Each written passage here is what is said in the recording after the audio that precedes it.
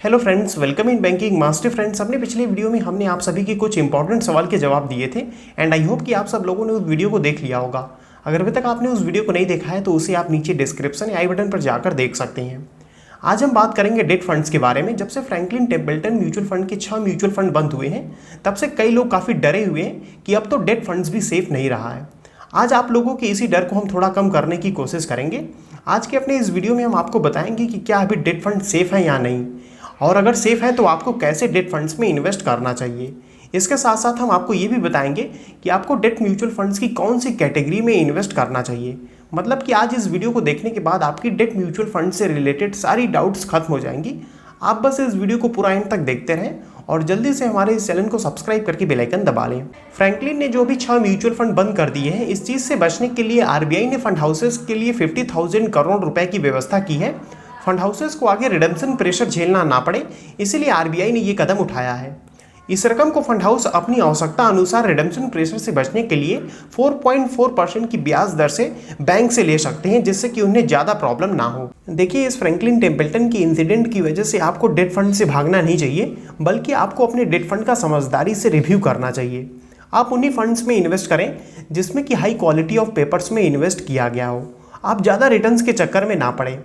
आप AAA, A1+ या ESOP rating वाले फंड्स ही लें, इनसे कम रेटिंग वाले फंड ना लें। जैसे कि यहाँ पर देखिए, हमने HDFC short term debt fund के पोर्टफोलियो का यहाँ पर स्क्रीनशॉट लिया है। यहाँ पर आप चाहें तो अगर आप जिस भी डेट फंड में इन्वेस्ट करना चाहते हैं उस डेट फंड के AMC की वेबसाइट पे जाकर देख सकते हैं अपने उस पोर्टफोलियो को, उस फंड के पोर्टफोलियो को, या आप चाहें तो किसी भी वेबसाइट से जाकर देख सकते हैं। तो यहाँ पर जैसे देखिए, यहाँ पर मैक्सिमम AAA रेटिंग है या A1+ रेटिंग है या ESOP रेटिंग है। तो ये चीज़ आपको भी ध्यान देना है कि आपके फंड का भी रेटिंग ऐसा ही होना चाहिए, AAA होना चाहिए, A1+ होना चाहिए या ESOP रेटिंग ही होना चाहिए, तभी वो फंड आपके लिए अच्छा होगा। फंड में जितने भी अनरेटेड पेपर्स हैं या लो क्रेडिट रिस्क वाले पेपर्स हैं, उनकी होल्डिंग फंड में 5% से ज़्यादा का ना हो, आपको ये भी ध्यान रखना है। अगर इससे ज़्यादा है तो आप उस फंड में इन्वेस्ट ना करें, अगर कर रहे हैं तो निकल जाएं। एक बात का आप और ध्यान रखिए कि आपका फंड ऐसा ना हो जिसका कि पोर्टफोलियो कंसंट्रेटेड हो। मतलब कि ऐसा ना हो कि आपके फंड के पोर्टफोलियो में एक ही तरह के इंस्ट्रूमेंट्स ज़्यादा हों। आपको अपने फंड के पोर्टफोलियो डाइवर्सिफिकेशन का भी ज़्यादा ध्यान रखना चाहिए। आपको अपने आप से एक सवाल पूछना चाहिए कि आपका फंड कैसे हाई रिटर्न जनरेट कर रहा है मार्केट से और अदर पीयर्स से। और आपको एक दूसरा सवाल भी पूछना चाहिए कि क्या आप अपने फंड के स्ट्रेटेजी से खुश हैं।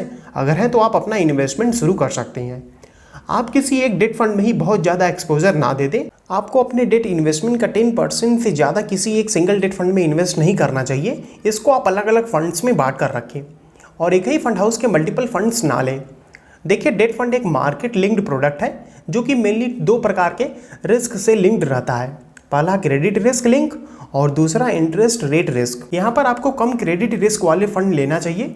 एक बार किसी फंड में इंटरेस्ट रेट रिस्क ज़्यादा है वो चल सकता है कुछ हद तक, लेकिन क्रेडिट रिस्क कम होना चाहिए। क्योंकि देखिए, डेट में फंड में आप इन्वेस्ट इसीलिए कर रहे हैं ताकि आपके कैपिटल का प्रोटेक्शन बना रहे और आपको 1 या 2% से ज़्यादा का रिटर्न मिले बैंक FD वगैरह से। इसीलिए आपको डेट फंड में रिटर्न से ज़्यादा रिस्क पर ध्यान देना चाहिए ताकि आपका कैपिटल सेफ रहे, आपका कैपिटल लॉस ना हो। हाँ, अगर आप हाई रिटर्न के लिए जो है हाई रिस्क लेने को तैयार हैं तो अब आप इक्विटी म्यूचुअल फंड्स में इन्वेस्ट कर सकते हैं। डेट फंड्स की तरह इक्विटी फंड्स में रिडम्पशन प्रेशर नहीं झेलना पड़ता है। वो जब चाहे अपने require part of list stocks को बेच सकते हैं और रिडम्पशन पूरा कर सकते हैं। इसीलिए इक्विटी इन सब चीज़ों से सेफ है।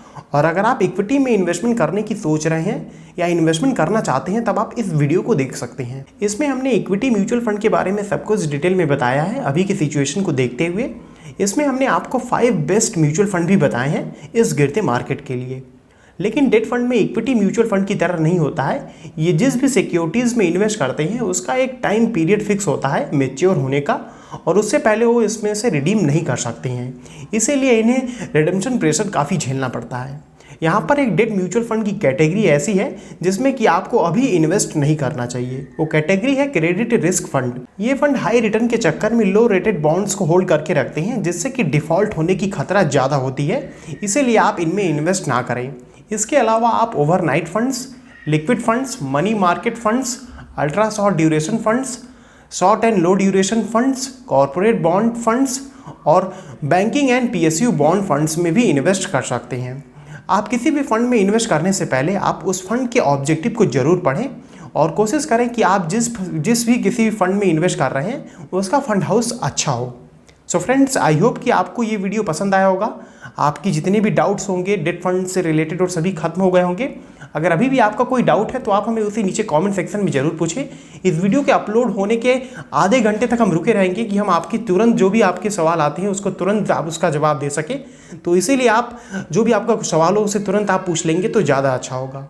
जाते जाते इस वीडियो को लाइक और शेयर करके हमारे इस चैनल को सब्सक्राइब करके बेल आइकन भी दबाना ना भूलें। आपने हमें अपना कीमती समय दिया, इसके लिए आपको बहुत बहुत धन्यवाद। फिर मिलते हैं ऐसी किसी वीडियो में।